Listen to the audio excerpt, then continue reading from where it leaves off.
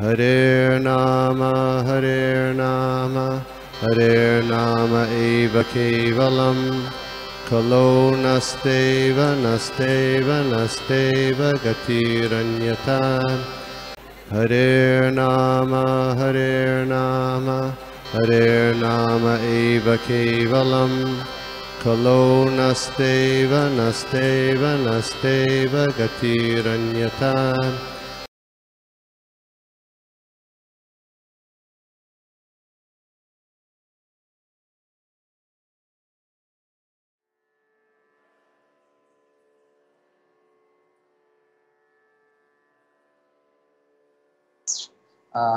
अध्याय के द्वारा हम भी, जैसे कल माता जी ने कहा, हम भी द्वारका में प्रवेश कर रहे हैं। हमारा बहुत सौभाग्य है कि भागवतम जो है एक कृष्ण ही है। तो जब कृष्ण भगवान द्वारका पहुंचे तो हम ये भागवतम पढ़ते पढ़ते उनके साथ अब हम लोग द्वारका में प्रवेश कर रहे हैं। तो श्लोका है, ओम नमो भगवते वासुदेवाय, ओम नमो भगवते वासुदेवाय, ओम नमो भगवते वासुदेवाय। नारायणं नमस्कृत्य नरं चैव नरोत्तमं देवीं सरस्वतीं व्यासं ततो जयमुदीरयेत्। नष्टप्रायेषु अभद्रेषु नित्यं भागवत सेवया भगवती उत्तम श्लोके भक्तिर्भवति नैष्ठकी। ओम अज्ञानतिमिरान्धस्य ज्ञानाञ्जनशलाकया चक्षुरुन्मिलितं येन तस्मै श्रीगुरुवे नमः। नमामि विष्णुपादाय कृष्णप्रेष्ठाय भूतले श्रीमते भक्तिवेदान्त स्वामिनिति नामिने। नमस्ते सारस्वते देवे गौरवाणी प्रचारिणे निर्विशेष शून्यवादी पाश्चात्य देशतारिणे। जय श्री कृष्ण चैतन्य प्रभु नित्यानंद श्री अद्वैत गदाधर श्रीवासादि गौर भक्त वृंद। हरे कृष्णा कृष्णा कृष्णा हरे हरे, हरे राम राम राम हरे हरे। तो श्लोका, निशम्य प्रेष्टम् आयन्तं वासुदेवो महामनाः अक्रूरश्च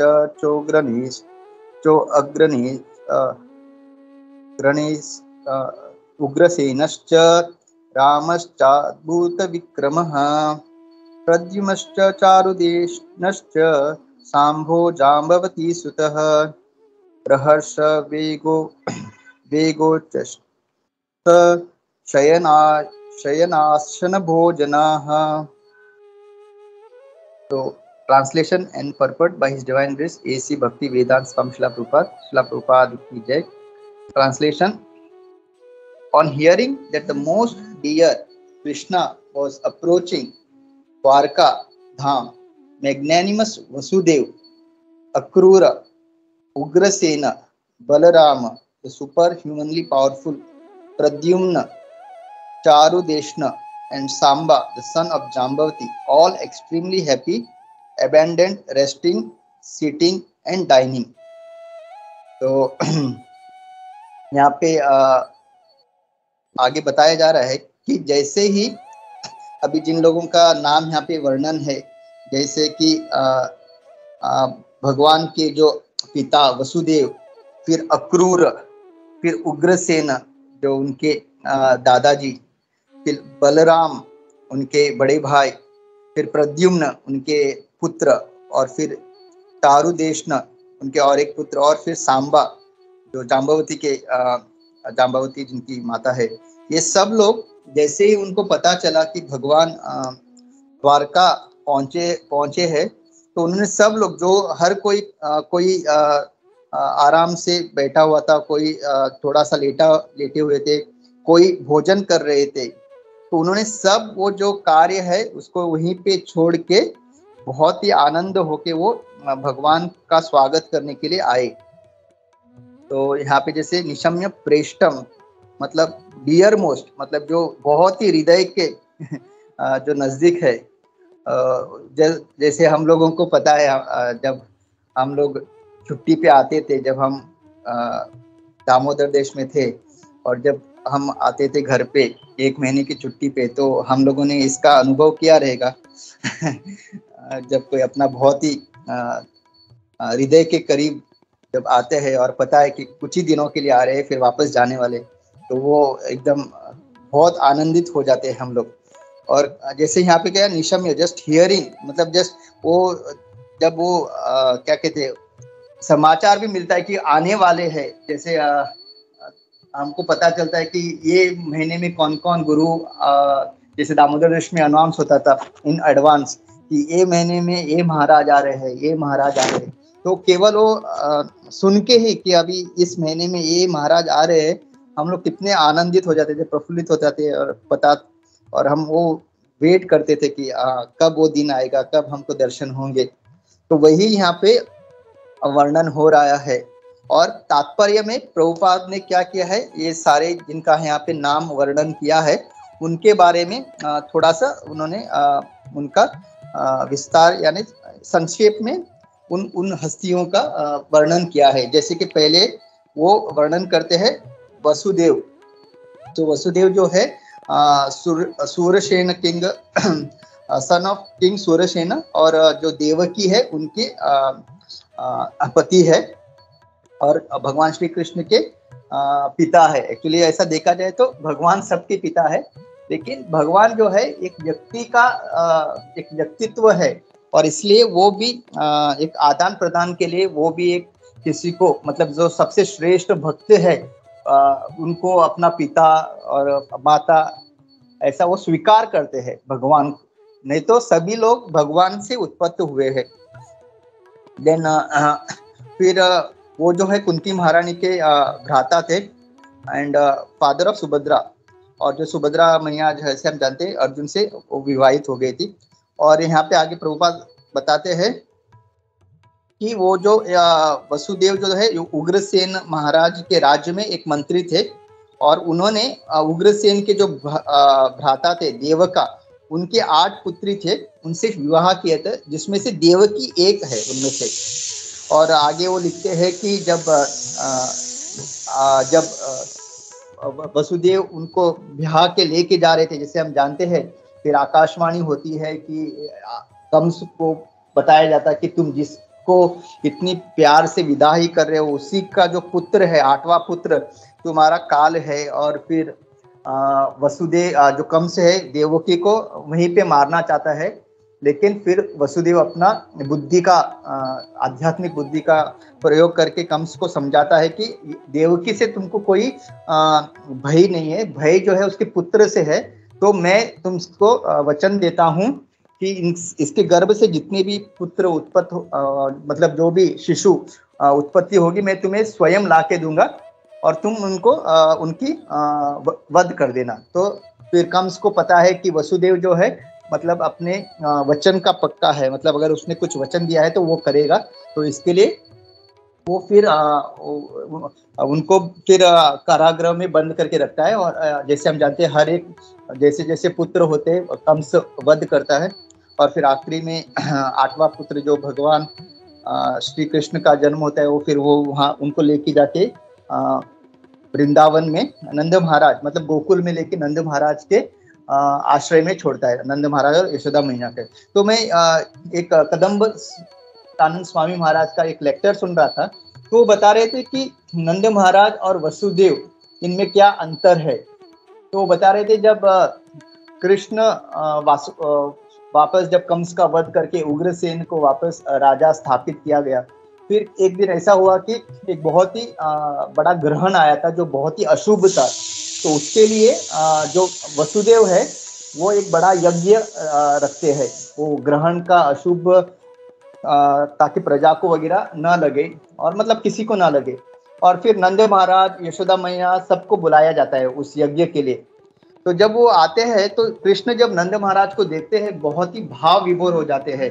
उनका पूरा जो चेहरे पे जो उनका रिएक्शन है वो बहुत ही मतलब वो आंसू अश्रु सब आते हैं। और जब वसुदेव ये देखते हैं तो उनको बहुत ही आश्चर्य होता है कि कृष्ण ने कभी भी मेरे साथ ऐसा मतलब कभी इस तरह का प्रतिक्रिया या ऐसा रिएक्शन कभी नहीं किया। इवन जब वो मथुरा आए हमसे मिले उनका इतना अनुभव मतलब रिएक्शन नहीं था। और फिर वो सोचने लगते हैं क्योंकि हाँ बचपन से इन्होंने वृंदावन में इतना समय बिताया है, इसके वजह से ये उनका अटैचमेंट इतनी आसक्ति है, इसके वजह से वो उनको देख के उनका भाव विभोर हो रहा है। तो फिर जो नंद महाराज है भले ही वो उस ग्रहण का जो बहुत ही अशुभ है, फिर भी वो बिल्कुल चिंतित नहीं है। उनके चेहरे पे बहुत मुस्कान है और कृष्ण को देख के वो और भी बहुत ही खुश हो रहे। तो महाराज समझा रहे थे यही फर्क है, मतलब और जो वसुदेव है वो पूरी तरह से वो यज्ञ के कार्य में लीन थे। मतलब तो नंद महाराज का ये मतलब उनका जो चेतना है कि जहाँ पे कृष्ण है वहां पे कुछ अशुभ आए भी तो क्या मतलब बुरा हो सकता है। मतलब कृष्णा इज ऑल ऑस्पिशियस। तो अगर जहाँ पे कृष्ण है वहां पे ग्रहण आए, कितना भी अशुभ कुछ भी कार्य हो, अगर संकेत है तो भी हो नहीं सकता, क्योंकि कृष्ण इज ऑल ऑस्पिशियस। लेकिन वहीं पे वसुदेव जो है पूरी तरह से उस ग्रहण, जो अशुभ ग्रहण का यज्ञ करने में ताकि उसका प्रभाव ना लगे, उसमें लीन है। तो वो बता रहे थे इस तरह का चेतना। तो एक वैष्णव का चेतना और एक सामान्य आदमी हमेशा डरा डरा रहता है। वो हमेशा उसका जो पूरा ये थिंकिंग रहता है कि आगे क्या होगा, उससे मैं कैसे बचूं, वो उसी में रहता है। लेकिन जो भक्त होते हैं, एक बार उन्होंने कृष्ण को समर्पण किया, but we have to be that level devotee और वही अपना होना चाहिए नंद महाराज की तरह। वो बहुत ही उनको कोई चिंता ही नहीं थी, क्योंकि जहाँ पे कृष्ण है वहां पे कुछ बुरा हो नहीं सकता। फिर आगे वो अक्रूर के बारे में लिखा जा रहा है। तो अक्रूर जो है वो वृष्णि वंश के कमांडर इन चीफ थे, मतलब सेनापति थे, और भगवान के बहुत ही बड़े भक्त थे। और जैसे हम जानते हैं जब कृष्ण को वृंदावन से लाना था तो कंस सोच रहा था मैं किसको भेजूं, क्योंकि उनको पता था कि ऐसा कोई किसी को भी अगर भेजेंगे तो वो शायद कृष्ण यहाँ पे नहीं आएंगे, तो उनको लाने के लिए किसको भेजा जाए। और फिर उन्होंने अक्रूर का चुनाव किया, और अक्रूर जो है भगवान को लाने वृंदावन गए। और हम जानते हैं उनकी जब वो वृंदावन जा रहे थे उनकी चेतना कितनी मतलब शुद्ध थी। वो जैसे ही वृंदावन के बाउंड्री पे पहुंचे, जैसे उन्होंने वो व्रज को देखा, वो इतने आनंदित हो गए, वहां पे वो लोटपोट होने लगे। मतलब ये कृष्ण, या मतलब कृष्ण के चरण कमल यहाँ पे पड़े हैं, ये सोच के ही उस पे वो पूरा वहां पे लोटपोट होने लगे। और जब भगवान को उन्होंने देखा, कृष्ण और बलराम को, वो इतने आनंदित हो गए। तो मतलब अक्रूर जी जो है बहुत ही शुद्ध भक्त है भगवान के। और मतलब उनका वो पूरा विवरण जो है जब वो लाने गए थे उसका 10वें स्कंद में बहुत ही अच्छी तरह से दिया गया है। और ऐसा कहा गया था कि जब वो अर्जुन जो सुभद्रा मैया को शादी मतलब स्वयंवर मतलब उनसे विवाह करना था, तो जबरदस्ती उनको वहां से लेके गए थे। तो अक्रूर जी ने उनकी वहां पे मदद भी की थी। और यहाँ पे लाइक बलदेव जी जो है भगवान बलराम, उनको क्रोध आया था इसके ऊपर, लेकिन फिर भगवान कृष्ण ने उनसे मतलब क्षमा याचना की और उनको समझाया, और तब वो शांत हो गए थे। तो ये अक्रूर जी का वर्णन है। और फिर उग्रसेन जो है बहुत ही शक्तिशाली राजा वृष्णि वंश के, और महाराज कुंती बोध जो है उनके कजन है। ओके, उनका और एक नाम है अहुका। और जैसे हमने बताया था कि वसुदेव उनके राज्य में तभी जो मंत्री थे। और कंस ने जब उनको मतलब कंस जो है अपने ही पिताजी को बंदी बनाया था और राजा बने थे, उससे पहले मथुरा के वो राजा थे। और जैसे फिर हम जानते हैं कि भगवान ने जब कंस का वध किया, फिर से उनको वहां पे राजा बनाया था। फिर बलदेव, जैसे हम जानते हैं बलराम जी, तो बलराम जी भी तभी द्वारका में ही थे जब भगवान आए यहाँ से वृंदावन से जब आए। तो बलराम जी जो हम तो जानते ही है, भगवान के सबसे पहले जो विस्तार है विष्णु भगवान के, वो बलराम जी है। और फिर उनसे वो आगे का चतुर्व्यूह निकलता है, संकर्षण, फिर प्रद्युम्न, अनिरुद्ध, वसुदेव। और ये जो है बलराम जी, यहाँ पे प्रभुपाद तात्पर्य में लिखता है बल यानी आध्यात्मिक बल, ना कि शारीरिक बल। तो हमारे वो जो है बलराम जी आदि गुरु, मतलब हमारे जितने भी गुरुजन है, आचार्य है, वो सभी बलराम जी के प्रतिनिधि है। जैसे रामायण में बलराम जी लक्ष्मण जी है, और चैतन्य महाप्रभु की लीला में नित्यानंद प्रभु। तो जितना भी हम अपने गुरु महाराज की जब सेवा करते हैं या गुरु, तो हम इनडायरेक्टली हम लोग बलराम जी की सेवा करें, क्योंकि जितने भी आचार्य गुरु है, जैसे कहा कि वो बलराम जी के प्रतिनिधि है। जैसे चैत्य गुरु जो हमारे हृदय में है, तो वो सब बलराम जी ही है।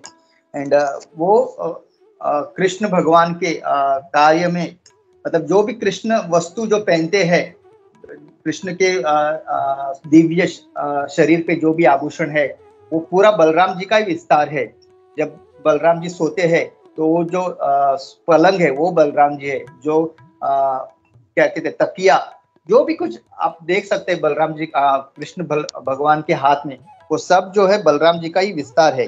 तो हर चीज में भगवान के लीला में जो कुछ चीज की जरूरत है वो बलराम जी खुद स्वयं बन जाते हैं।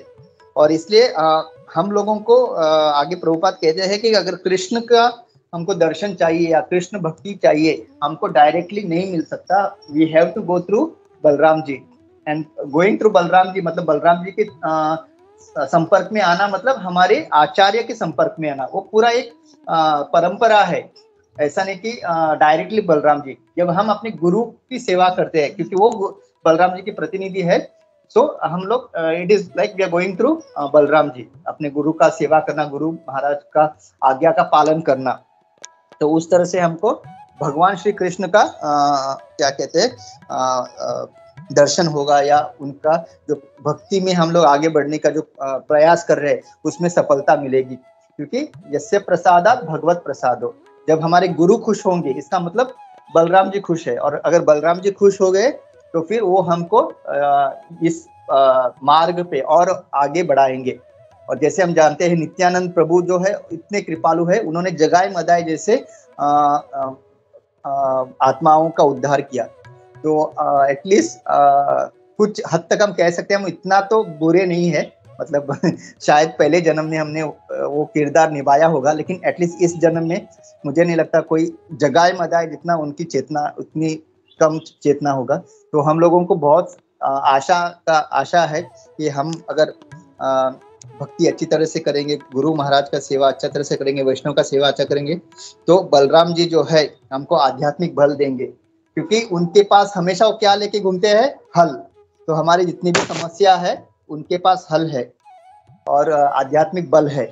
बस हमको अभी छल करना बंद करना है, क्योंकि हमारे पास छल है, हम हमेशा छल करते हैं भगवान के सामने।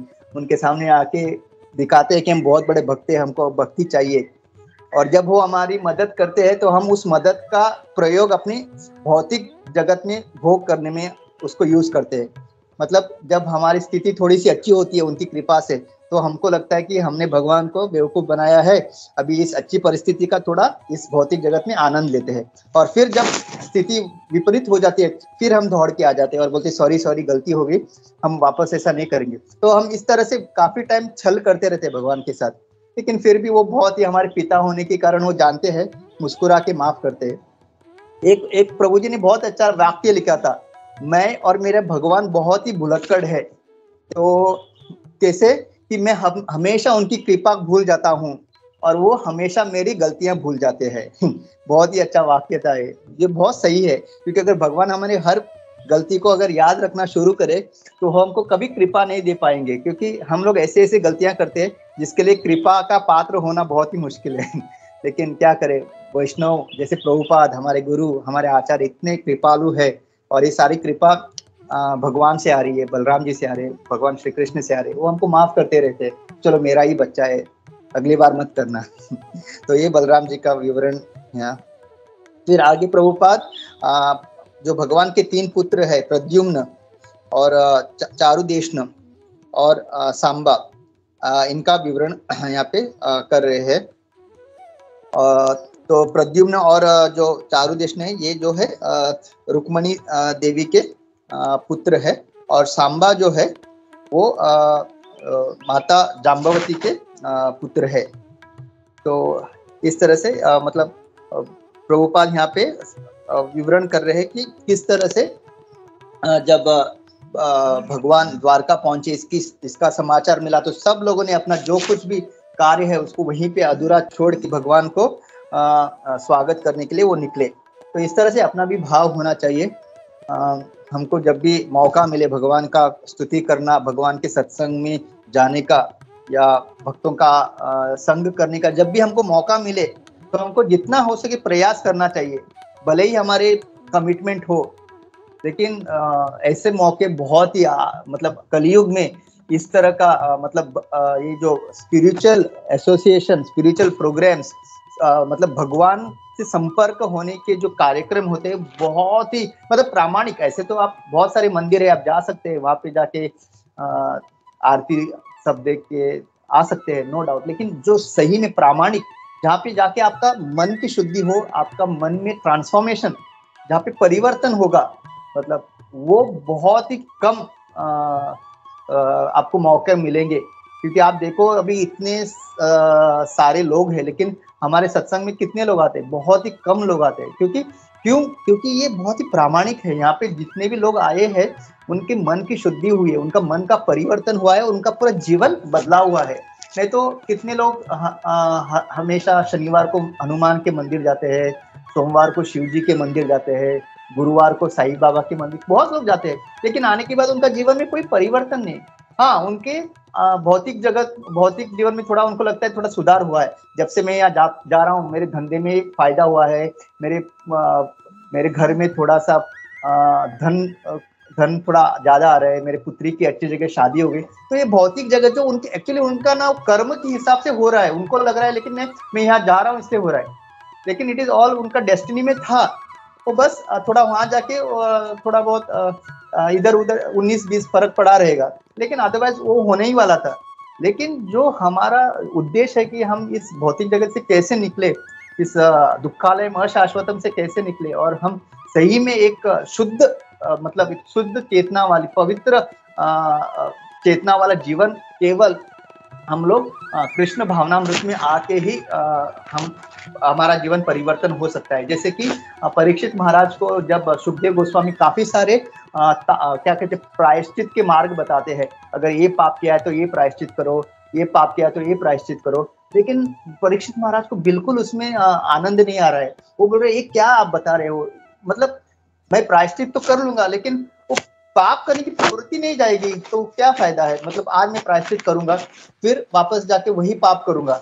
जैसे कि एक धर्म है जहाँ पे हर संडे वो जाके पादरी के सामने कन्फेस करते हैं, मैंने ये गलती की, और फिर वो बोलते हैं ओके तुम सारे पाप से मुक्त हो गए।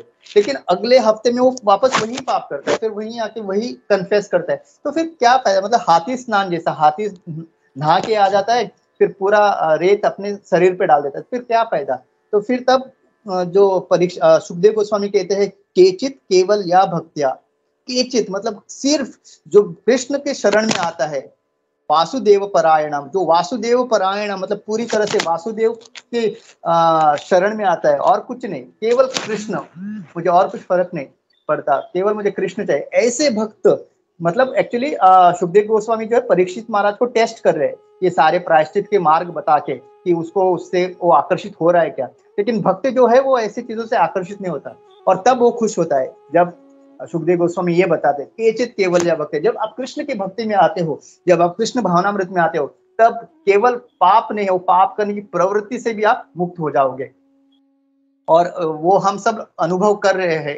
तो इसी तरह से हमको जैसे यहाँ पे आकर्षण का तो जस्ट कनेक्ट करना चाहता था कि हम लोगों को भी जब भी मौका मिले, हम लोगों को सब छोड़ के, मतलब आईपीएल छोड़ के, बॉलीवुड का मूवी छोड़ के, अपने पड़ोसी का जो भी बड़ा फंक्शन है, जितना हो सके छोड़ के हमको इस ऐसे आध्यात्मिक कार्यक्रम में भाग लेना चाहिए, क्योंकि इसी में हमारा परिवर्तन होगा, हमारी शुद्धिकरण होगी, और हमारा जो जीवन का लक्ष्य है कृष्ण भक्ति, कृष्ण प्रेम और भगवान के प्रति अनन्य भक्ति, वो हमको प्राप्त हो सकता है।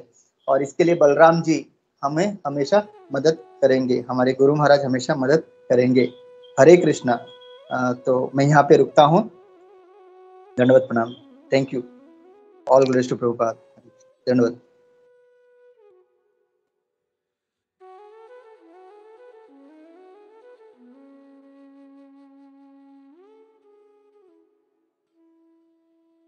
सर्वदेव गिरिधारी प्रभु, या फिर कोई आप यहाँ से आगे ले सकते हैं क्या? मैं जस्ट भगवान को भोग लगाता हूँ। आज द्वादशी अकेला हूँ, प्लीज। हरे कृष्णा। और आप प्लीज अपना कमेंट ऐड कर सकते हैं। आई थिंक सर्वदेव गिरिधारी प्रभु नहीं है, है। हरे कृष्णा, धन्यवाद।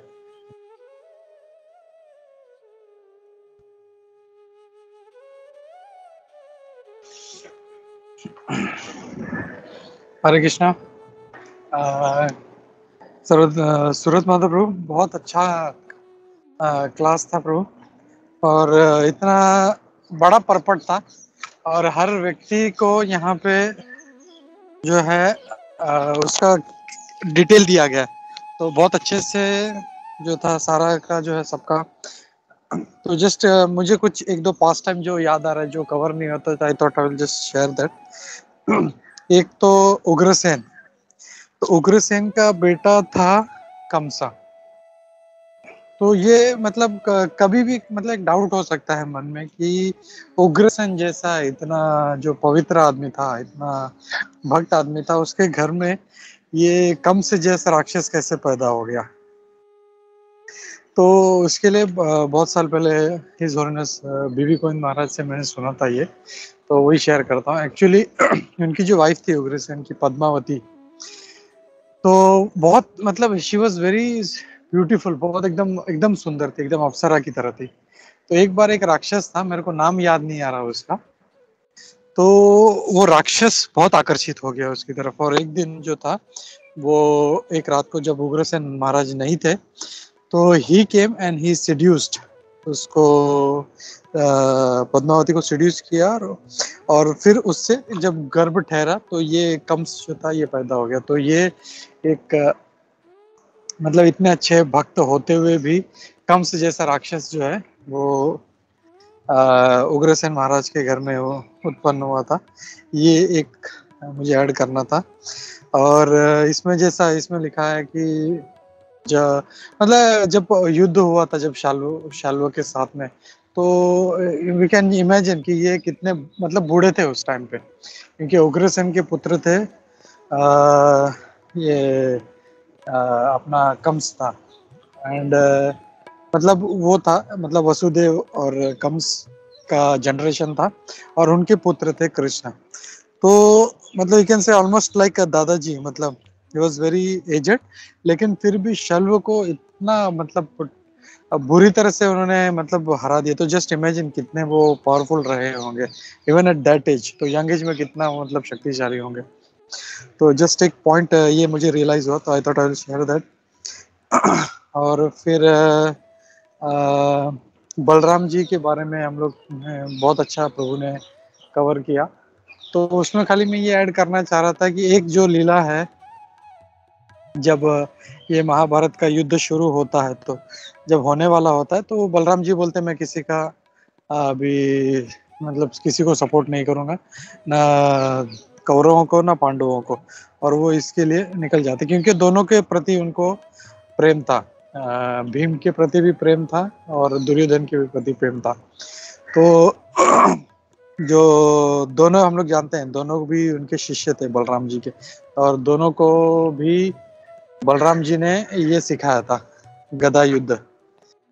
तो इसके लिए वो बोलते हैं कि मैं किसी का साइड नहीं हूँ। और जब वन में निकल जाते हैं, तो वहां पे एक बार कथा हो रहा होता है वहां पे, मतलब तो वहां पे जो रोमहर्षण ऋषि थे वो कथा कर रहे थे। तो वहां पे जैसे ही बलराम जी आए, तो सारे लोग जो खड़े हो गए वहां पे। तो रोमहर्षण महाराज को लगा कि मैं तो व्यासासन पे बैठा हूँ, मैं कथाकार हूँ, तो मैं कैसे उठ सकता हूँ करके, मुझे नहीं हो, मतलब उनको मतलब थोड़ा सा एक अहंकार था, या I don't know what exactly you can say, but वो नहीं उठे। तो ये जब बलराम जी ने देखा, तो ही गॉट वेरी एंग्री, बोला कि जब मतलब प्रभुपाद जी बोलते हैं कि जब भगवान आते हैं तो चाहे कोई भी हो, ही हैज टू इमीडिएटली पे रिस्पेक्ट्स, उसको आदर देना चाहिए उसको। और इसके लिए वो उन्होंने क्या किया, वहीं पे एक घास का तिनका था, वो उठाया, और जैसे ही वो फेंका, मैंने ही इमीडिएट मतलब उनको मतलब भाले के समान उसके मतलब उनको लगा, और ही इमीडिएटली ही डाइड देयर। तो मतलब यही इसमें से भी यही सीखना चाहिए हम लोगों को कि जब भगवान आते हैं तो अब हम लोग भगवान के, हम लोग तो वैष्णव हैं, तो हम लोग तो बोलते हैं कि इवन एक चींटी को भी हमको आदर देना चाहिए। तो we have to be very humble, चाहे हम लोग व्यासासन पे हो या कहीं पे भी हो। तो ये बात हमको हमेशा ध्यान रखना चाहिए। मतलब कभी कभी हो सकता है कि रोमर्चंद महाराज की तरह व्यासासन पे हैं हम लोग, तो फिर अगर ऐसा जब टाइम आए तो वी माइट फॉरगेट। तो ये जो पास टाइम हमको हमेशा याद रखना चाहिए। So this is one very nice pass time. और या मतलब सभी का प्रभु ने बहुत अच्छे से कवर किया। सो यही एक दो कुछ मेरे दिमाग में था, तो I thought I will just share. So thank you Surat Madhav Prabhu. Hare Krishna.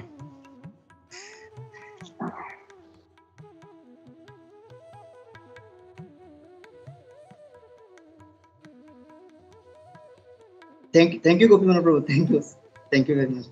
हरे कृष्ण।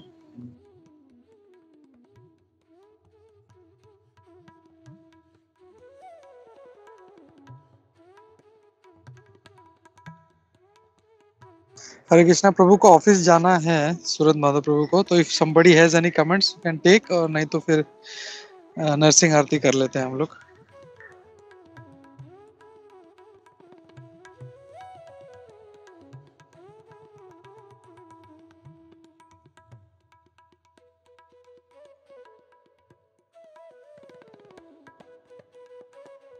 हरे कृष्णा प्रभु जी, दंडवत प्रणाम।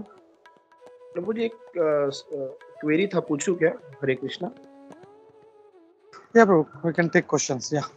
या जस्ट वंस क्वेश्चन कि जब मतलब सूरत माधव प्रभु जी बोल रहे हैं कि जब द्वारका में श्री कृष्ण आ गए थे, तो वो ग्रहण चल रहा था, तो नंद महाराज को तो कोई टेंशन नहीं था क्योंकि Shri Krishna is all auspicious. लेकिन वसुदेव महाराज मतलब ग्रंथ अपना वो ग्रहण का प्रभाव ना होने के लिए यज्ञ में लीन थे। तो मैं जस्ट मतलब क्वेरी ये था कि मतलब ये वसुदेव महाराज को भी पता था ना कि Shri Krishna is supreme personality, तो फिर वो मतलब क्यों उनको वो टेंशन क्यों रह गया कि ग्रहण का प्रभाव हो सकता है? हरे कृष्णा।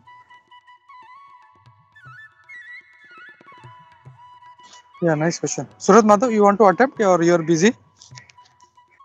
हरे कृष्ण प्रभु। जस्ट मैं जो महाराज ने बताया था, कदम्ब स्वामी महाराज ने, तो ये गोपाल चंपू बोल के पुस्तक है प्रभु, तो इसमें इसका विवरण है। तो ये अभी जब आ रहे तभी नहीं प्रभु, ये मतलब ये आफ्टर दैट, मतलब एक बार मतलब द्वारका में जब थे भगवान तभी, अभी जब आ रहे तभी का बात नहीं है, after he came. So basically महाराज बता रहे थे कि कॉन्शियसनेस कैसे होता है, कि as a devotee how a person is fully surrendered and who is surrendered but still is मतलब affected by मतलब आजू बाजू में जो कुछ क्या होते हैं प्रकृति का जो ये रहता है लॉज नेचर, उसमें भी उनका ये रहता है his attention वहाँ पे। एंड सम डिवोटीज ऐसे रहते हैं कि टोटली वासुदेव परायण, मतलब he is totally dependent on Krishna. जैसे प्रहलाद महाराज, तो प्रहलाद महाराज को उन्होंने एक बार भी ऐसा नहीं सोचा कि मेरे पिताजी इतना सब कर रहे तो मुझे जाके थोड़ा मेरी कुंडली चेक करना चाहिए कि जो मैं जब पैदा हुआ था तभी समय ठीक था कि नहीं, थोड़ा कुछ करेंगे तो मेरे पिताजी ठीक होंगे क्या। ही वॉज नॉट, मतलब इंटरेस्टेड ही नहीं थे, मतलब क्या हो रहा है उनके लाइफ में। He was totally Krishna consciousness. तो ये उनका पॉइंट था। तो we have to be like that. मतलब लाइफ में like this is material world, यहाँ पे आप भक्ति में आए इसका मतलब ये नहीं कि आपका पूरा जीवन ये होगा। आपका जो पहले के कर्म के हिसाब से there will lot of ups and downs, बहुत सारे आपके ग्रह ये वो सब चालू रहेगा। But once you have decided कि अभी मैंने कृष्ण का शरण लिया है, तो कृष्ण जो आपको करना है करो, मैं आपका मतलब I am totally dependent on you, कुछ भी होने दो। मतलब ऐसा नहीं कि कुछ बुरा हुआ तो मैं आई विल स्टार्ट थिंकिंग कि ये सही है कि नहीं, भगवान सही में कृष्ण है कि नहीं। आई डोंट केयर, मतलब I am totally dependent you. मतलब वो पॉइंट वो कर रहे थे। और फिर महाराज यही बता रहे थे कि we are now like Hiranyakashipu trying to become Prahlad Maharaj. हमारा सिचुएशन जो है, वी आर एक्चुअली अपना जो चेतना है is like Hiranyakashipu, I want to be the enjoyer, but by Prabhupada mercy now we are trying to become Prahlad Maharaj. तो इतना ही Prabhu. Hare Krishna. So you was just saying, मतलब वृंदावन का मूड क्या होता है एंड वैकुंठ का मूड क्या होता है। Vrindavan means Krishna, nothing else, they do not care anything else, only Krishna. तो वो नंद महाराज का mood and Vasudev mood. Hare Krishna. Thank you Prabhu ji, बहुत बहुत अच्छा बताया, thank you very much. Hare Krishna. Thank you Surat Madhav Prabhu. इसमें खाली हम लोग अगर इस पे कॉन्ट्रास्ट अगर हम लोग देखें तो वसुदेव जी जब भगवान कृष्ण का जब जन्म हुआ था, so called V can say, तो जब हुआ था तो उन्होंने देखा था कि कैसे सारे जो जंजीर अपने आप खुल गई, सब चेन्स खुल गए, दरवाजा भी खुल गया, सारे सैनिक सो गए, और वो खुद जो है भगवान कृष्ण को लेके गए थे। और जो जमुना का भी जो पानी था वो भी पूरा इतना भर गया था, तो ही हैड सीन, मतलब कैसे उसको उनको रास्ता मिल गया था, एंड ही वेंट, वहां पे उन्होंने ड्रॉप किया, और वो ड्रॉप करके फिर वो जो बच्ची थी उसको लेके आए थे। और उसका ऑपोजिट अगर हम लोग देखें तो अपने जो नंद महाराज थे, नंद महाराज ने उनसे ज्यादा उन्होंने देखा था वहां पे, कि कैसे वो पूतना को मारा, तृणावत को मारा, अभी देखा हम लोगों ने, कई राक्षसों को उन्होंने मारा उनके सामने। लेकिन फिर भी वो हमेशा उस मतलब लोग आके बोलते थे कि तुम्हारा पुत्र कोई साधारण पुत्र नहीं है, ये कोई भगवान विष्णु का अवतार है, तो बोले नहीं नहीं नहीं नहीं नहीं है। तो वी कैन सी दैट उनका प्रेम इतना था, और भगवान को वो जो वात्सल्य रस है वो अच्छा लगता है। और इसके लिए इवन जब यशोदा मैया को जब वो ब्रह्मांड पूरा मुंह में दिखाया, तो शी रियलाइज ये कोई साधारण नहीं है। लेकिन फिर भगवान ने उनको वापस माया में डाल दिया, तो भगवान लाइक्स दैट। तो हम लोग देख सकते हैं कि कितना कॉन्ट्रास्ट है, मतलब वसुदेव ही सीन एवरीथिंग, बट भगवान जो हमेशा ऐसा क्या बोलते हैं उनको योग माया में डाल के जो है वो क्या बोलते हैं इंटरेक्शन जो है भक्तों से लेते रहते हैं ऐसा। बट इफ यू सी, जो वसुदेव जी का जो था वो संग इतना नहीं था, लेकिन नंद बाबा का it was right from childhood, he was there with him. और वो भी एक पास टाइम है जहाँ पे हम देखते हैं कि कैसे छोटे से, मतलब I he was hardly 2 years old, वो कैसे नंद बाबा का चप्पल अपने सर पे उठा के लेके आते हैं। तो he had seen that one and he had lot of affection, and इसीलिए जो था उनको, मतलब ये था कि जहाँ पे भी कृष्ण है, उन्होंने इन राक्षसों को वाइप आउट होते हुए देखा, बोला कि जहाँ पे भी भगवान कृष्ण है तो वो कहाँ पे भी विपत्ति आ नहीं सकती वो। तो this is one thing I wanted to add. Hare Krishna. Hare Krishna. Thank you Prabhu ji. Actually just कल एक गौरांग प्रभु जी का, ये गौरांग दास प्रभु जी का मतलब ये सुन रहा था, तब उन्होंने बताया था कि भक्ति विनोद ठाकुर जी ने एक बहुत अच्छा एग्जांपल दिया कि बोलते हैं जो नास्तिक रहते और जो ब्रिजवासी रहते उन दोनों में कॉमन क्या है, तो बोलते हैं दोनों में कॉमन ये है कि कोई भी कृष्ण को भगवान मानते नहीं है दोनों। तो जैसे आप अभी बता रहे थे तो मेरे को कल का एपिसोड की एक याद आ गई। Hare Krishna. Very nice, very nice bro. Same चीज है, भाव सेम ही है, लेकिन कितना फर्क है दोनों में, एक भगवान के भक्त हैं और एक पूर्ण नास्तिक है। Thank you Prabhu. Hare Krishna. Hare Krishna.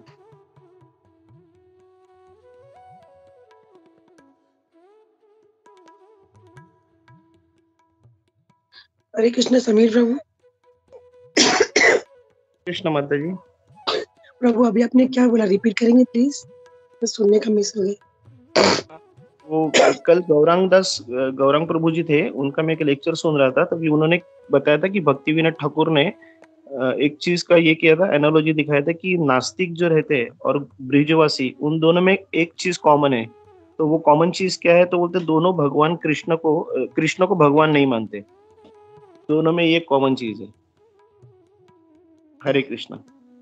Thank you.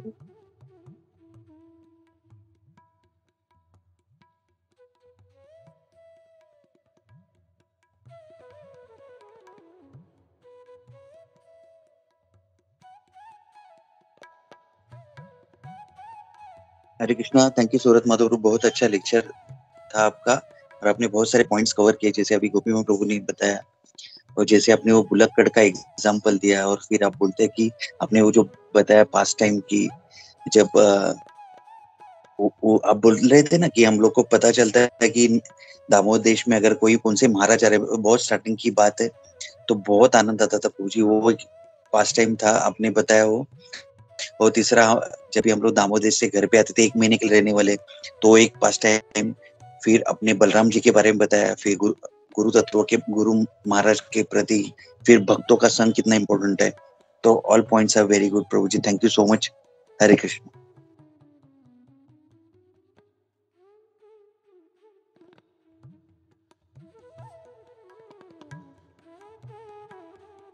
Hare Krishna. किसी के कुछ पॉइंट है? सॉरी 9-10 सूरत माता प्रभु आज मनाली माता जी नरसिंह आरती करेंगे।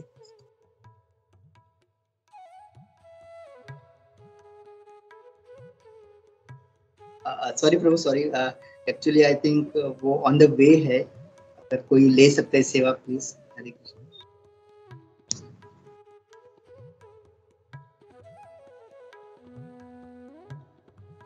हरे Krishna. somebody want to take सेवा नरसिंह आरती? श्योर प्रभु। हरे कृष्णा धनुत नाम। Yes, थैंक यू yes, सूरत माता प्रभु। धनुत नाम।